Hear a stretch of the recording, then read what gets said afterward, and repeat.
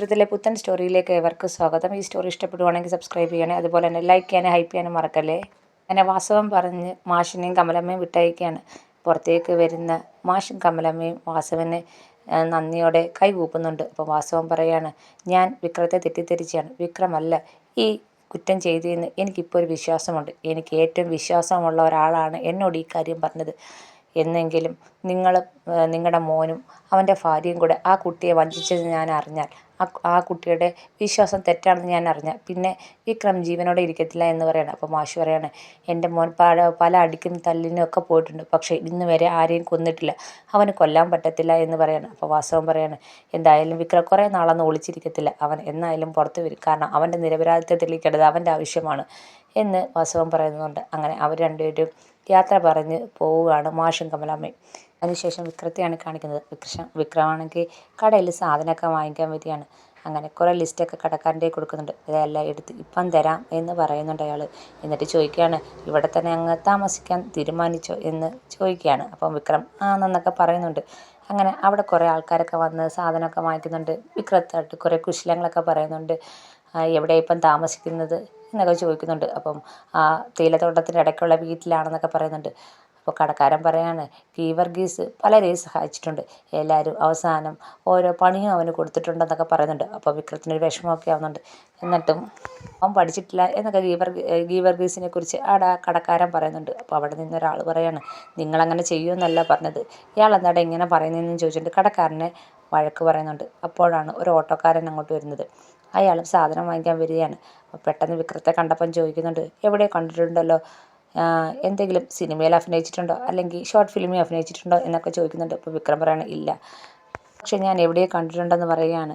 ഞാനാണെങ്കിൽ 2 സിനിമയിലൊക്കെ അഭിനയിച്ചിട്ടുണ്ടെന്ന് വിക്രത്തിൻ്റെ അടുത്ത് പറയുകയാണ്.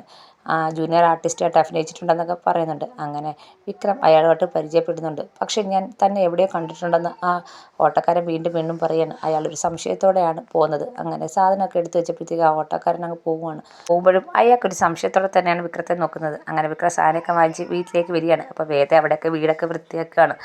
സാധനം വാങ്ങിച്ചോ എന്നൊക്കെ വേദ ചോദിക്കുന്നുണ്ട്. അതുകൊണ്ട് സാധനം എല്ലാം വാങ്ങിച്ച്, പക്ഷെ ഒരു സംഭവം ഉണ്ടായി.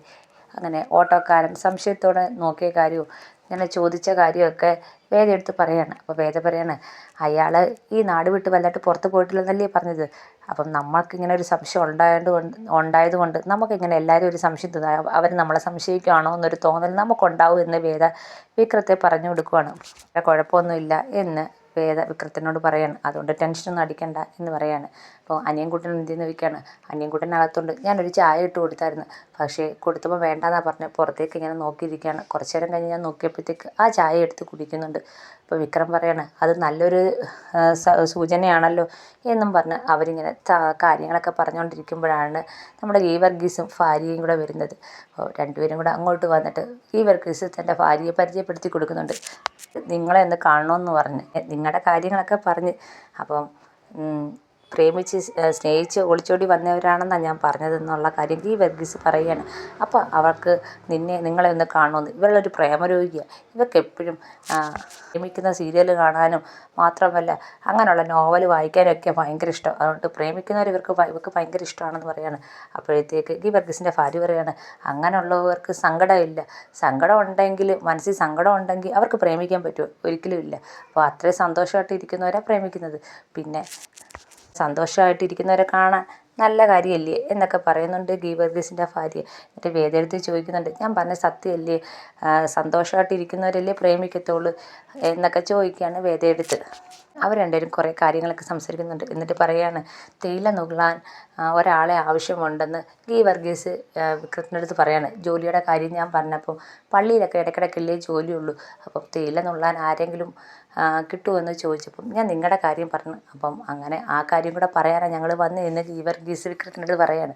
അപ്പം വിക്രം ആണെങ്കിൽ വേദ പോകണ്ടെന്ന് തന്നെയാണ് പറയുന്നത്. അപ്പം വേദ പറയാണ്, അത് കുഴപ്പമില്ല, ഞാൻ വന്നോളാം ചേച്ചി, എനിക്ക് താല്പര്യമുണ്ട്, ഇതും ഒരു എക്സ്പീരിയൻസ് അല്ലേ എന്ന് വേദ പറയുകയാണ്. അങ്ങനെ ഗീവർഗീസും ഭാര്യയും കൂടെ പോകാനായിട്ട് ഒരുങ്ങുമ്പോൾ ഒരു പാത്രം കൊടുക്കുന്നുണ്ട്. പൂവും കറിയൊക്കെയാണെന്നും പറഞ്ഞിട്ട് അവർക്ക് സ്നേഹത്തോടെ കൊടുക്കുകയാണ്. അങ്ങനെ വേദയും വിക്രവും അത് വാങ്ങിച്ചു വെക്കുവാണ്. അങ്ങനെ അവരെ യാത്ര പറഞ്ഞങ്ങ് പോകുവാണ്. വിക്രത്തിന് വേദയ്ക്ക് ഭയങ്കര സന്തോഷമാകുന്നുണ്ട്. ഗീവർഗീസിനെ ഭാര്യയെ ഒരുപാട് ഇഷ്ടപ്പെടുന്നുണ്ട്. അങ്ങനെ അവർ വീട്ടിലേക്ക് കയറി പോവുകയാണ്. അതിനുശേഷം കാണിക്കുന്നത് ചന്ദ്രശേഖരനും ശ്രീകാന്തും വർഷയും കൂടി ഇരുന്ന് സംസാരിക്കുകയാണ്. അപ്പം വല്ല കാര്യം ഉണ്ടായിരുന്നു, നീ വീട്ടിൽ നിന്ന് ഇറങ്ങി വരേണ്ട വല്ല കാര്യം ഉണ്ടായിരുന്നു എന്ന് ചന്ദ്രശേഖരത്ത് പറയാണ്. അപ്പം അച്ഛൻ അങ്ങനെയൊക്കെ പറഞ്ഞപ്പോൾ എനിക്ക് അവിടെ നിൽക്കാൻ തോന്നിയില്ല, അതാ ഇറങ്ങിപ്പോരുന്നതെന്ന് ശ്രീകാന്ത് പറയാണ്. എപ്പോൾ വേണമെങ്കിലും എനിക്ക് അങ്ങോട്ട് പോകാമല്ലോ എന്ന് ശ്രീകാന്ത് പറയാണ്. അപ്പോൾ വർഷ പറയാണ്, ആ പുളിക്കനെ കൊന്നത് വിക്രം തന്നെ ആയിരിക്കും തെളിവ് നശിപ്പിക്കാൻ. അപ്പോൾ ശ്രീകാന്ത് പറയാണ്, അത് തന്നെ, അവനല്ലാതെ വേറെ ആരും കൊല്ലാനാ എന്ന് വർഷയെ പറഞ്ഞ് പഠിപ്പിക്കുകയാണ്.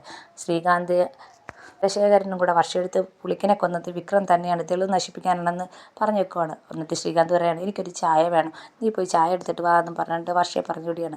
അപ്പോൾ ചന്ദ്രശേഖരാണെങ്കിൽ ശ്രീകാന്തിൻ്റെ അടുത്ത് പറയാണ്, എപ്പോഴും ഈ കാര്യങ്ങൾ വർഷയുടെ മുന്നിൽ വെച്ച് പറയുന്നത് അത്ര ശരിയല്ല, അവൾക്ക് എന്തെങ്കിലും ഒരു സംശയം തോന്നിയാൽ അത് ശരിയാവത്തില്ല, അതുകൊണ്ട് അവളുടെ മുന്നിൽ വെച്ച് ഈ കാര്യങ്ങളൊന്നും പറയണ്ട.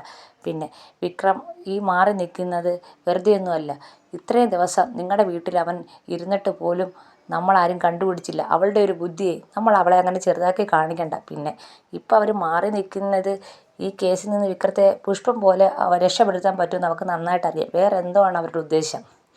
എന്നിട്ട് കുറച്ച് നേരം ചന്ദ്രശേഖരനും ശ്രീകാന്തും കൂടെ ആലോചിച്ചിട്ട് പറയാണ്, ചന്ദ്രശേഖരൻ പറയാണ്, മരണഭയം കാണും, അതായിരിക്കും ഈ ഒളിച്ചു കളിക്ക് കാരണം, നമ്മൾക്ക് ആ ഭയം അങ്ങ് യാഥാർത്ഥ്യമാക്കി കൊടുക്കാം എന്ന് ചന്ദ്രശേഖരൻ പറയാണ്.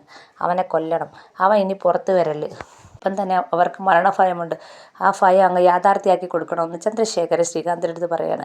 അങ്ങനെ വിക്രത്തെ കൊല്ലാൻ പ്ലാൻ ഇടുകയാണ് ചന്ദ്രശേഖരനും ശ്രീകാന്തും കൂടെ.